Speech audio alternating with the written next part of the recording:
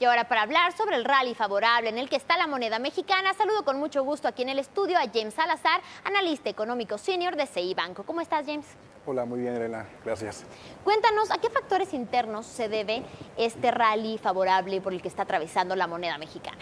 Sí, bueno, del lado interno básicamente trae la inercia del cierre de año, en el que a raíz de la presentación del paquete económico para el 2019, este está relativamente sostenido en supuestos creíbles. En principio no pone en riesgo la estabilidad macroeconómica del país y por el momento disipa un poco las cuestiones o las dudas de que pueda generar algo de inestabilidad en las finanzas públicas. Eso por un lado. Por el otro, después de todo el ajetreo que se había generado con la cancelación del aeropuerto, claro, el acuerdo que llegó el gobierno federal con cierto grupo de tenedores de bonos también fue un voto de confianza y generó o contribuyó a esta apreciación del peso.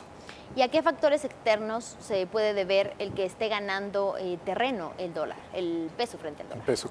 Claro, la verdad es que todo le está saliendo relativamente bien al peso mexicano. Le está ayudando, le contribuye los acercamientos que hay entre Estados Unidos y China para tratar de reducir el conflicto comercial, o sea, evitar que se convierta en una guerra, que este es uno de los principales elementos de incertidumbre entre los inversionistas.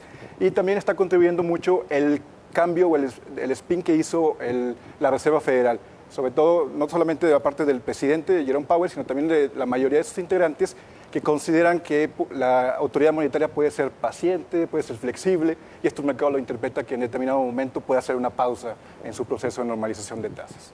¿Y qué tan positivo también, qué tan realista es que el gobierno mexicano, el gobierno federal, mantenga esta perspectiva de crecimiento de un 4% de la economía de México para la segunda parte del gobierno de la administración de Andrés Manuel López Obrador? Sí, de hecho, la primera parte, los primeros 3 años a lo mejor son más complicados sí, que la segunda. Nosotros, por ejemplo, para este año estimamos un crecimiento cercano al 1.8%.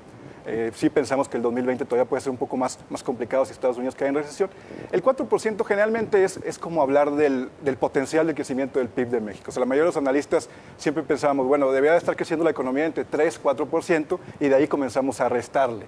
La verdad es que con la situación actual sí suena un poco optimista, sí suena muy positivo pensar en esos crecimientos. Pareciera ser que la única forma de lograrlos es que el año anterior, o sea, que sea por pura cuestión estadística, que el año anterior tengas un crecimiento muy bajo y que por eso, por cuestión estadística, crezcas a estos niveles. Si no, la verdad es que luce complicado ahorita pensar en esos niveles. James, sabemos que las tasas de interés están algo elevadas. En ese sentido, ¿tú consideras que podrían considerar un obstáculo para el crecimiento de la economía mexicana? Sí, siempre está esta disyuntiva de los niveles de tasa de interés, de cuándo empiezan a generar inconvenientes, sobre todo por la parte de consumo y de inversión. Puede decirse que sí están relativamente altas. La verdad es que desde que hay este mecanismo de política monetaria a través de una tasa de fondeo, porque hay que recordar que antes eran otros instrumentos, era el corto, es la más alta, pero todavía podríamos pensar que incluso el Banco de México, si las presiones inflacionarias se mantienen, puede seguir aumentando tasas para lo que resta del 2019. Y sí, en determinado momento, cada alza, aunque sea marginal, de 25 puntos base, pues pudiera estar teniendo un impacto cada vez más en el negativo, en la expectativa al menos de crecimiento del país. Sí llega a un determinado nivel en el que la tasa de interés se puede convertir en un obstáculo. Bueno, tendríamos que estar al pendiente de qué ocurre. En este caso, como dices, es algo que pasa muy a menudo y muy seguido con las tasas de interés. Finalmente, ¿de qué dependerá entonces que continúe este rally positivo para el peso y que siga ganando fortaleza a la moneda mexicana? Sí, escuchábamos ahorita al secretario de Hacienda. La verdad es que hay elementos para pensar que la apreciación pueda mantenerse.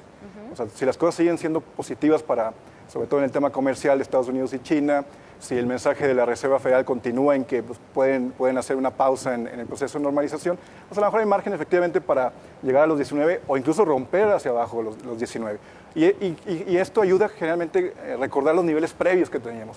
En octubre, antes de que empezara todo la cuestión de las consultas y toma de decisiones que no gustaban a los mercados, estamos en 18.40, 18.50 el tipo de cambio. Entonces podríamos pensar que si las condiciones externas con una cuestión interna relativamente tranquila, pues hay margen para que el peso se pueda seguir manteniendo en tendencia de apreciación. El problema es que todo esto es percepción y los mercados siempre sobrereaccionan. Entonces, el sentimiento puede cambiar en cualquier momento. Si mañana sale Trump y dice, ¿saben qué? No quiero nada con China, pues ya el optimismo que había se desvanece. Si los datos en Estados Unidos empiezan a mostrar que hay una...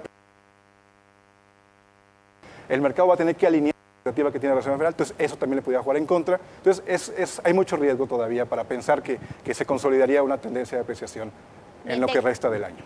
Bien, pues muchísimas gracias. Como dices, es muy difícil poder decir qué va a ocurrir sin saber cuáles van a ser los movimientos internos y externos, así que tendremos que estar al pendiente de ello también, al igual que de las tasas de interés. Muchísimas gracias nuevamente, James Salazar, por estar con nosotros. A ti, gracias. Gracias.